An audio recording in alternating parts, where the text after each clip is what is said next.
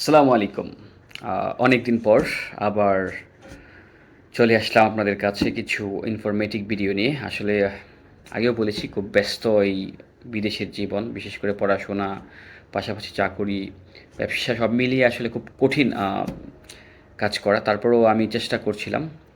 তো অনেকদিন পর আবার আপনাদের সামনে সবাইকে আবারও স্বাগত জানাচ্ছি আমার এই ইনফরমেটিভ ভিডিওতে। আজকে মূলত আমি কথা বলব বিদেশি উচ্চশিক্ষা নিয়ে। অথবা বিদেশে অভিবাসন নিয়েও কথা বলা যায় এটাকে। স্পেশালি আমরা যদি বলি যে উন্নত বিশ্বে ইউরোপ অথবা আমেরিকা, কানাডা এসব দেশে।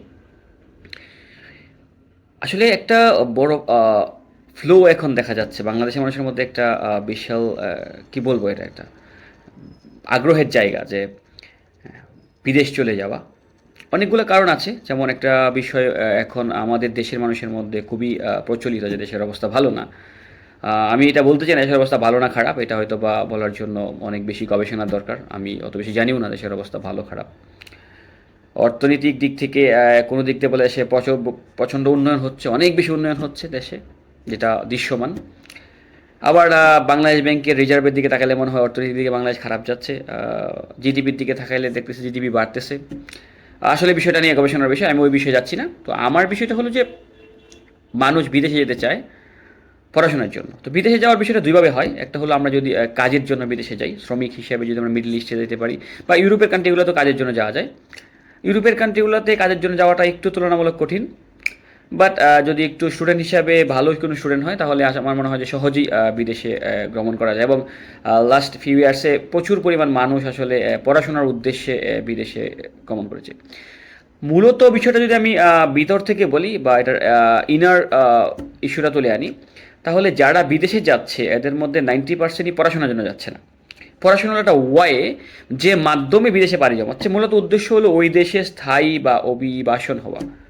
আর 10% হয়তো বা পড়াশোনা যাচ্ছে, এর মধ্যে হয়তো আমিও একজন, যা আমার আসলে খুব স্বপ্ন ছিল না যে বিদেশে থাকবো, স্থায়ী হবো, এরকম কোনো স্বপ্ন এখনও নাই। বাট আমার স্বপ্ন ছিল যে আমি বিদেশের একটা ভালো ইউনিভার্সিটিতে আমার গবেষণাধর্মী কোনো পড়াশোনা অর্থাৎ পিএইচডি করবো। ইনশাআল্লাহ আমি করতেছি, আল্লাহ যদি রহমত করে হয়তো আমি কমপ্লিট করবো। তো আজকের বিষয় কীভাবে আমি একজন স্টুডেন্ট হিসেবে বিদেশে যেতে পারি। পৃথিবীর প্রায় প্রত্যেকটা ইউরোপের প্রত্যেকটা দেশে না হলেও প্রায় বেশিরভাগ দেশেই স্টুডেন্ট হিসেবে বাংলাদেশ থেকে আসার সুবিধা রয়েছে, সুযোগ রয়েছে। যদিও প্রত্যেকটা দেশের ইউনিভার্সিটি বা সিস্টেম বাংলাদেশি ছাত্রছাত্রীদেরকে ব্যাপকভাবে অ্যাট্রাক্ট করে না।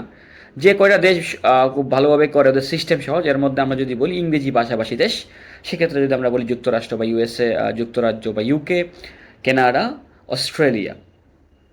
এর বাইরে ইদানিং ডেনমার্ক, নেদারল্যান্ড, ফিনল্যান্ড, আমরা যদি ওই দিক দিয়ে বলি নিউজিল্যান্ড, জাপানেও কিছু মানুষ যাচ্ছে পড়াশোনার উদ্দেশ্যে। তো প্রত্যেকটা দেশে জার্মানি বলতে বলি, জার্মানি একটা বড় অ্যাট্রাকশনের জায়গা, যদিও একটু সিস্টেমেটিক সমস্যার কারণে আমাদের দেশের অনেক মেধাবী ছেলেমেয়েরা যেতে পারছে না।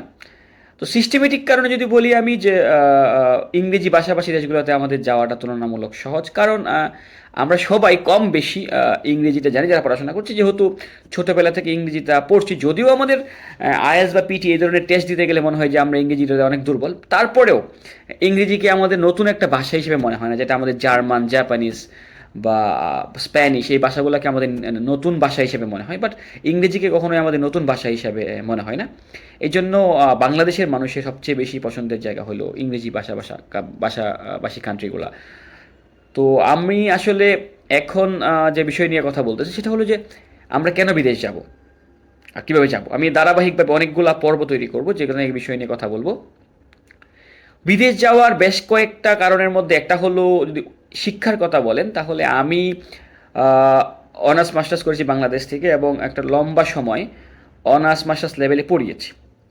এখানে আসার পর যখন পড়াশোনা শুরু করলাম, তারপর একটা জিনিস লক্ষ্য করলাম যে এরা আসলে পড়ায়, এরা মানুষকে দক্ষ করে তোলে।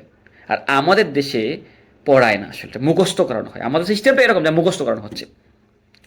আপনি অবাক হবেন, আমার 1 বছরের একটা গবেষণাধর্মী মাস্টার্সে বা এমফিলে আমি প্রায় 6টার বেশি কোম্পানির হিস্ট্রি নিয়ে কেস স্টাডি করেছি।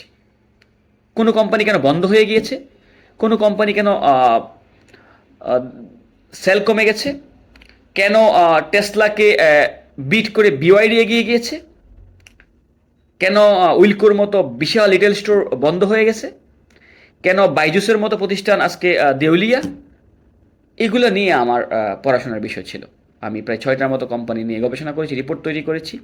এবার আসেন, 6টা কোম্পানি নিয়ে যখন আমি গবেষণা করেছি, আমার কী পরিমাণ বিষয় জানতে হয়েছে। এখন যদি আমাকে একটা কর্পোরেটে একটা বড় পদে বসিয়ে দেওয়া হয়, আমি খুব সহজেই প্রবলেম সলভিং স্কিল বা লিডারশিপ স্কিল ওখানে আমি শো করতে পারবো।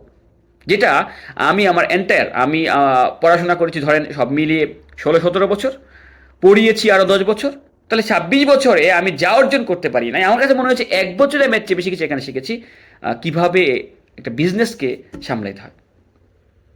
এইটা হলো এখানকার পড়াশোনার সিস্টেম। তো এটা একটা বড় কারণ, আপনি যদি দক্ষ হতে চান, পড়াশোনা করতে চান, এখানে আপনি অরিজিনাল পড়াশোনাটা পাবেন, এটা একটা কারণ।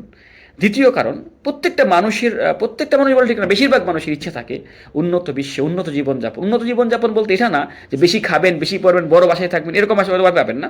বাট সোশ্যাল সিকিউরিটি যে বিষয়টা আছে, আপনাকে কেউ বোদার করবে না, এই বিষয়টা আছে।